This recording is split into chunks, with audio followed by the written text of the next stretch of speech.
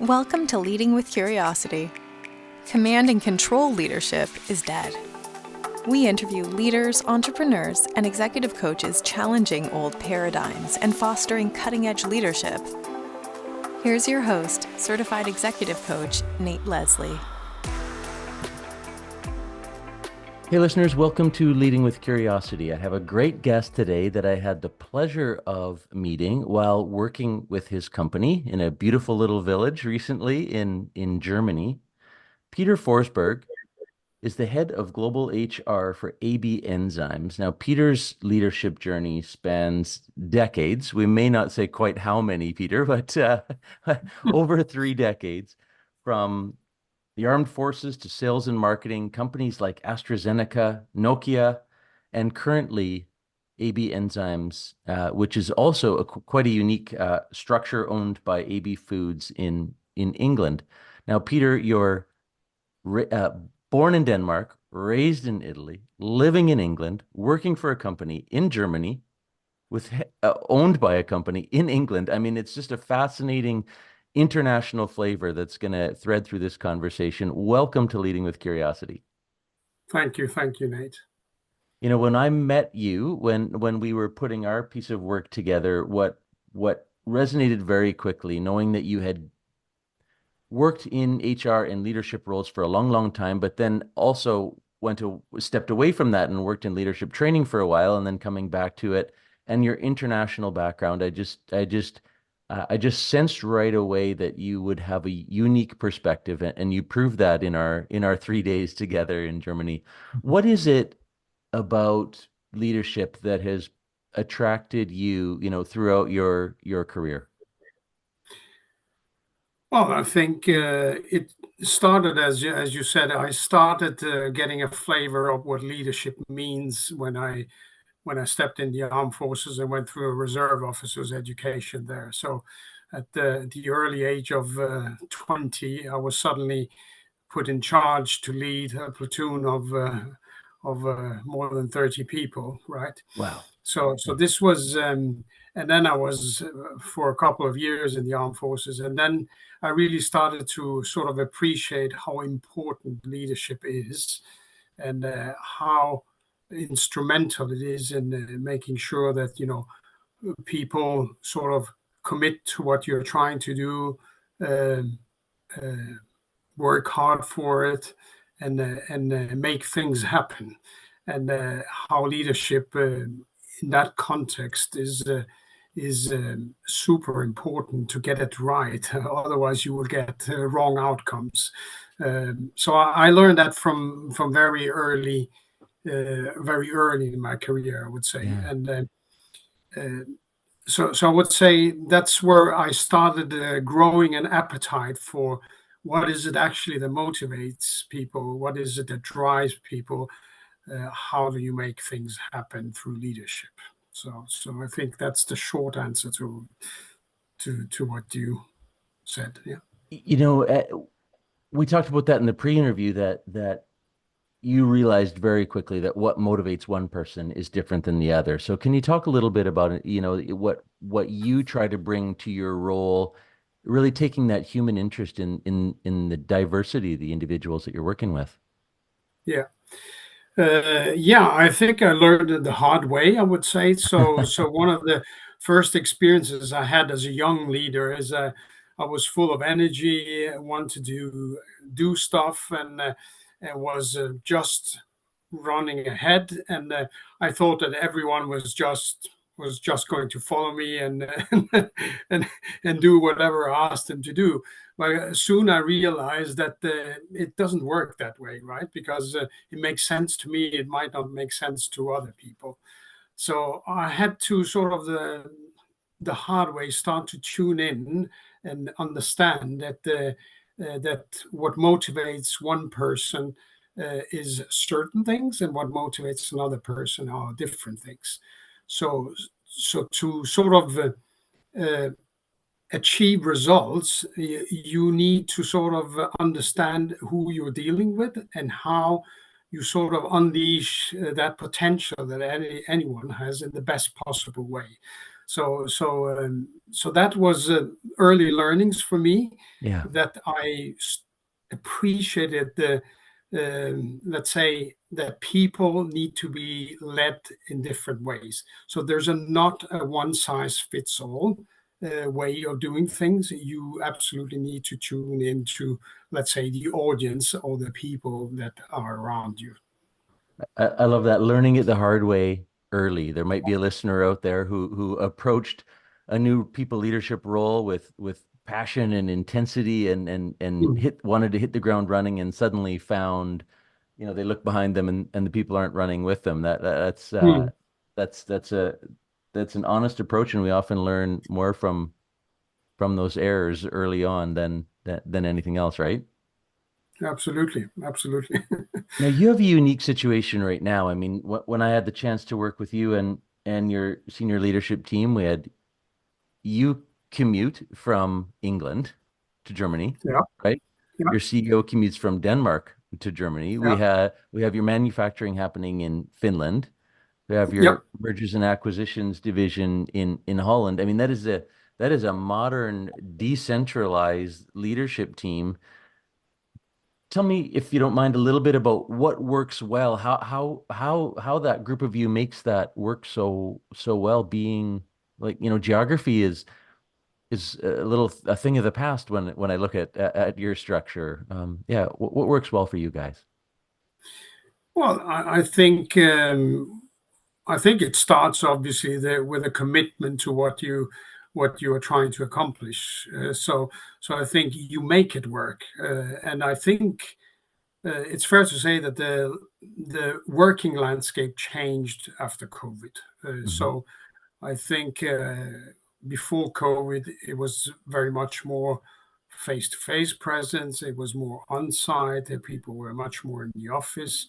Then COVID came, and then it changed, and then obviously the working patterns started to change, and there was a much more stronger move to doing virtual meetings, etc. So then I think you found a new, let's say, modus operandi, Hmm. if you like, and you simply start to make it work. But I think what works for us, I think, is that we have a good balance between that we are face to face with all the good value there is in being face to face, because there's so much other things you get when, Hmm. besides the, let's say, meeting agenda, when you are face to face and meet in person. But then, obviously, because we all travel around the world, we also have to do it in a virtual setting. So I think we make it work, and I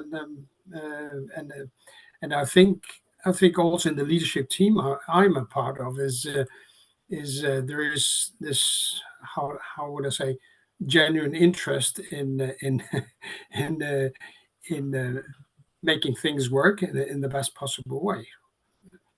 And And let's dive into a little bit about, I described that international nature of that team itself, but your influence, having been, born in Denmark and raised in Italy and you've worked in America and you've worked in all over the world.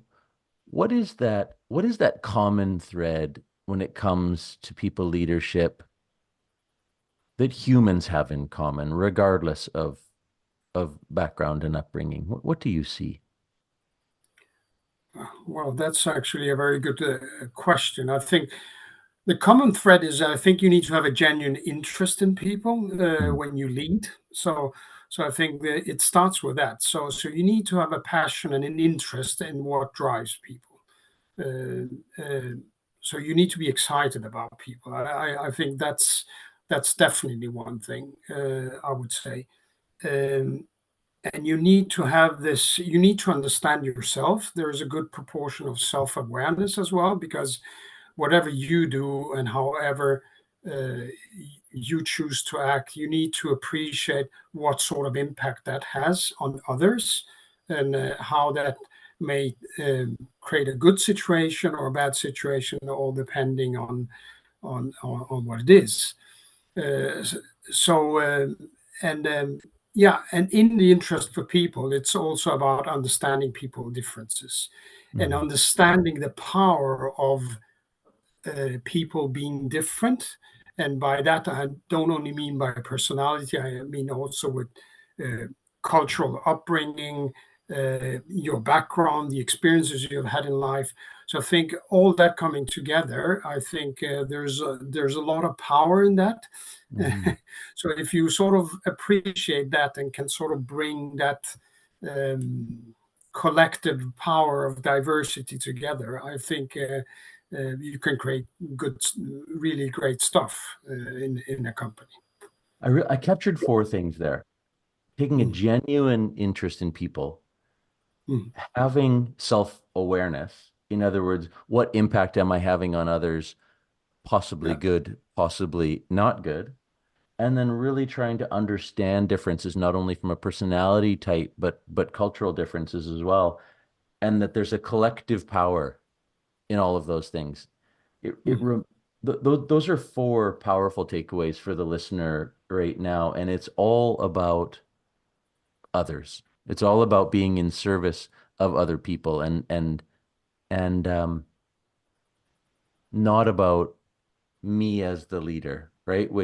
yeah. Which common sense isn't always common practice. This sounds like common sense, yet as leaders, people often seem to make things mean something about themselves. This is a very giving, service-based approach to leadership. Am I capturing your philosophy on leadership accurately? Yes, I think is very true, and I think you need to recognize that you can't you can't succeed on your own today, I believe. So Yeah. I think your success comes uh, together with others or via others. So if you don't understand how to work with other people and how to, let's say, unleash the potential they have in a good way, I think it's going to be an uphill battle. You will be fighting a one-man war, and Yeah. I don't think you're going to get anywhere with that. So I think it is very much, you know, serving others. There is, however, a drive in a leader, I think, that we should not underestimate. So I think if you are passionate about leadership, you also, uh, you know, you have, let's say, the courage and the willingness to take the lead. So I Hmm. think that ability to wanting to take the lead and help others succeed, I think that needs to be there as well. So I think, but you need to find the right balance between um, that and also making sure that you have people on board with you, right?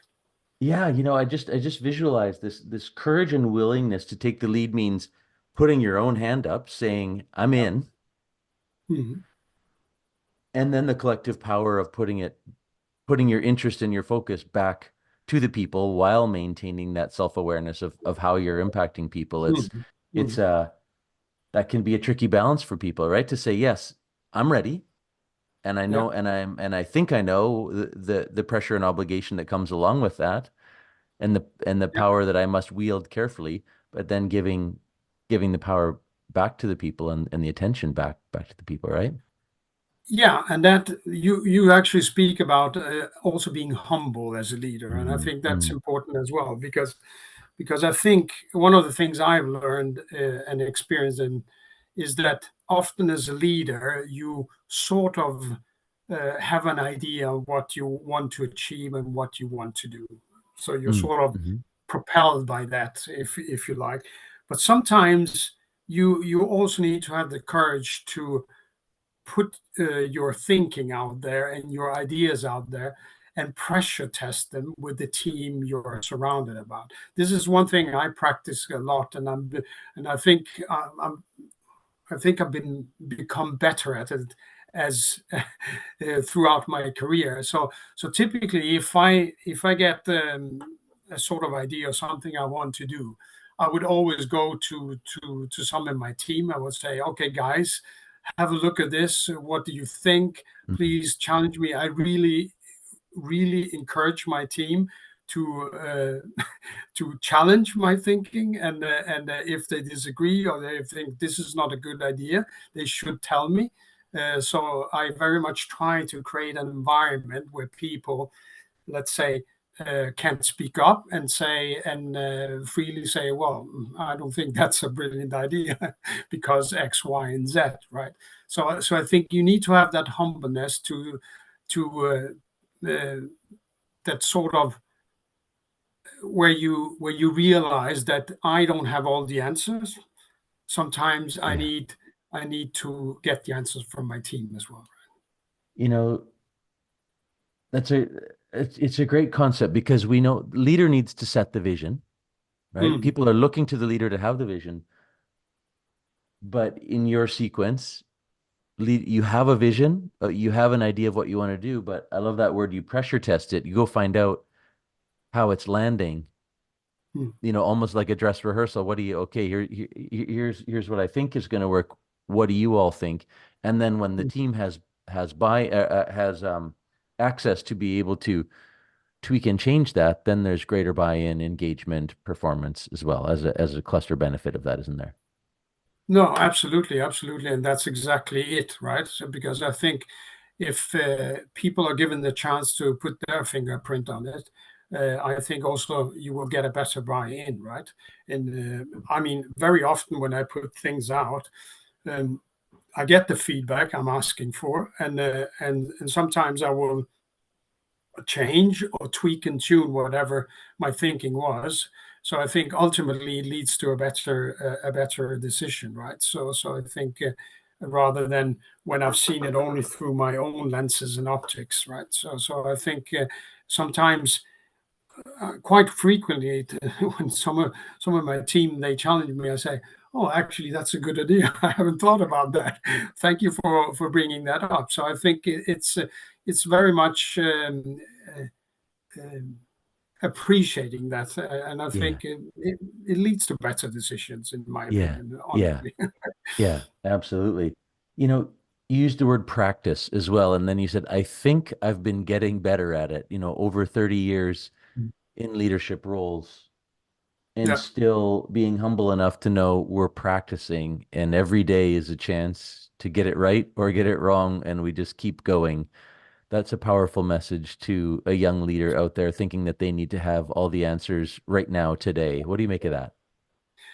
Yeah, Devin, I agree. And this is one thing I would say to everyone who goes into leadership, because, the more senior a leader you become, or the more, let's say, seasoned you become as a leader, there's an inherent danger that you think, oh, I've seen it all. I know how it is. So now I'll tell you how this should be done, right? And Yeah, be careful falling into that trap, I think, because I think things move constantly, they change all the time. You don't know everything. You might think you know things, but that's not how it is. So I think even as you have seasoned as a leader, you always need to have this, again, as I said, humbleness, and to say that, well, um, I think it might be that, but I don't know everything, right? yeah. So make sure you never become complacent and arrogant in your leadership, even as you grow in seniority. So I think that's important. I think we have an opportunity to dispel a few myths here, if you don't mind me exploring them. One being that you got your start in the military, and those of Mm, us who have not been in the military, some have perceived notions of what that might be like. The tagline for this podcast is "Command and Control Leadership is Dead," and it's tongue in cheek a little bit. There's a time and a place for it, but there's also that time and a place to ask more and be humble and seek ideas from the group.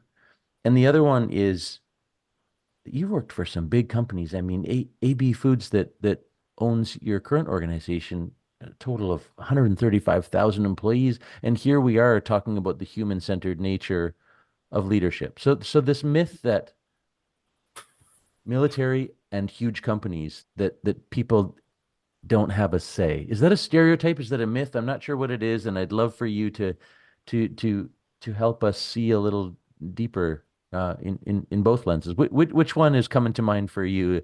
Big companies or military?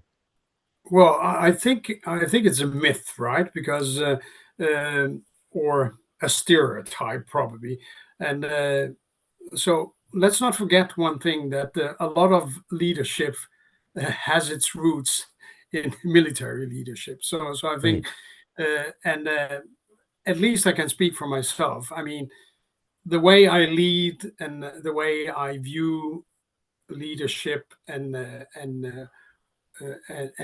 and many things in relation to that stems from what I learned in the armed forces, right? So I think uh, some of the principles that you will see in being a leader in the military is very much leading from the front, leading by example.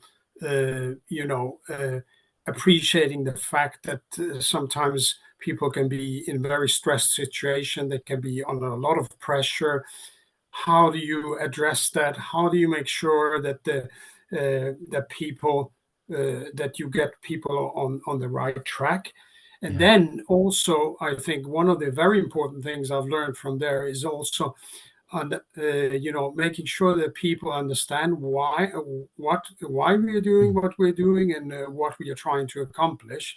So there is some clarity around that. So I think there are a lot of things that you learn there, principles from the military that you can bring into to business life. Yeah. There's the whole methodology and structured thinking about how you do things. So I think it's not only a it is there is an element of command and control, obviously, Yeah. but there is also an element of also how do you make the team work in those environments outside of, let's say, a more command and control environment. Yeah, Heading into a large amount of uncertainty, how can you identify the controllables, recognize what's not in your control, and get yeah, your team, military or corporate or small business, into seeing that vision, where we're headed and why, right? yeah, exactly. And that's one of the things where I see um, in business life sometimes. Um, there's a lot of things going on, and sometimes clarity is not there, and people get a bit confused. Okay, what are we trying to achieve? What are we Mm. doing here? Where do we need to prioritize? And I think in those situations you sort of I rewind and put myself in the situation. Okay, let's start about clarifying those things, because I think when people are not clear on what it is expected of them, that creates confusion and tension. So I think one of the things you need to, as a leader, if that happens, is make sure that you sort of stop and make sure that you bring that clarity into the picture, because I think that's important. People should know what is expected of them, what we are trying to accomplish, and what we're trying to achieve, That's a and nice way to how we bring do. this conversation to full circle a little bit. Now, speaking generically, not specifically about our Mm, 3 days together, but really that word clarity, bringing a leadership team together in that yeah. focused time to explore what is clear, what isn't clear, and what needs to happen moving forward. A review of the Mm, past year and a look ahead. A nice kind of final segue, because you have also spent time in the training and development space, yeah. and have a strong passion for events like the 3 days that we spent together. What what is most exciting for you about taking time like we did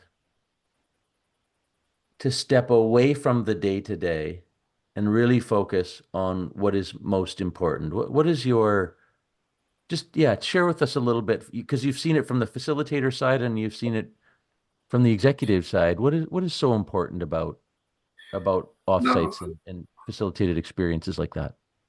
well, I think that's exactly it, right? Because sometimes we are so immersed in what we are doing on a daily basis so we don't step back and take time to reflect. So I think we are just,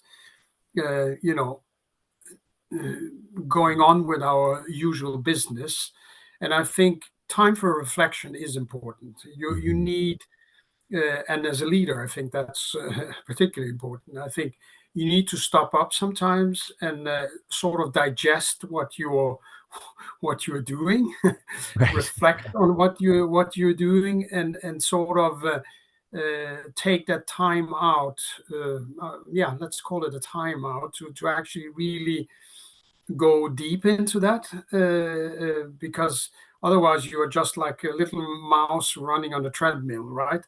Right. And and that's what I think it's important about, taking the time out, go out and sit down, have in-depth discussions about things which you normally wouldn't have because you are sort of on the treadmill, if I can stick to that metaphor. And to build on that one, you use the words take time to digest it. It's a little bit like running on the treadmill on a full stomach, really, when you're just getting hit with the day to day, but actually taking time Mm, to make sure that you've had time to digest mm, before you either get back on the treadmill mm. or that really clear path to where you're actually running. Yeah. I don't want to let you go without hearing a little bit about your time at Nokia. Nokia. You speak so fondly of it, and it is a company Yeah. that Yeah. has such an interesting path, right? And when I've heard you speak about how much you admired a lot of the people there and that experience, it's just a unique opportunity for the listeners to hear from someone who was a leader in an organization that has such an interesting recent history. What was great about Nokia? Well, I think the slogan of Nokia back in the day was Nokia connecting people, right? And I think Yeah. people was at the core and at the center of what Nokia did. So I think there was, and this was very evident in the culture. So there was this deep respect for that. It's people that make the difference in the company, and it was very embedded in everything.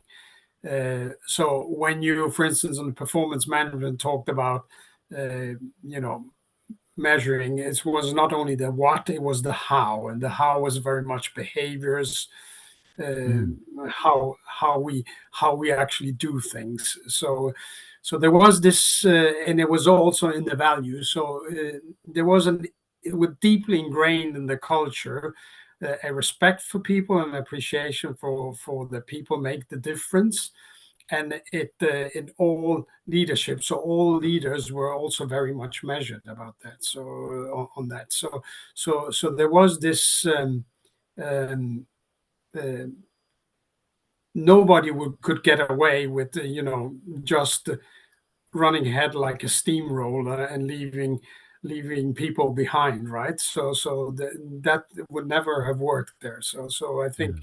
that was the good thing. One of the things I really appreciated by working in that organization. It was exactly that. Right? Great story. And